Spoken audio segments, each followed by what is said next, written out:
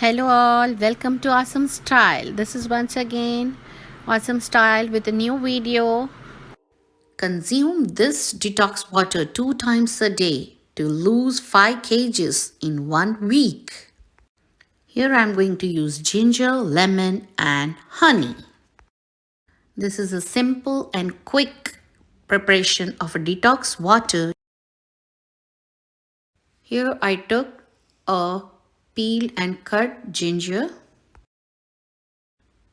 Then you have to crush it well.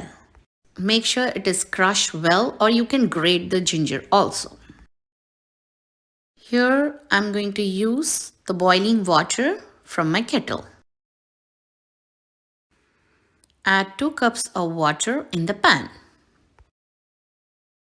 It is too hot.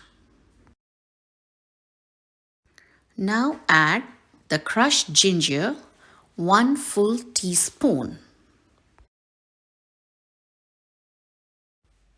Give a mix. Then add fresh lemon juice to the water. Stir well. Cover the pan with the lid and let it sit for 10 minutes. Let's take a cup and add 2 teaspoons of honey.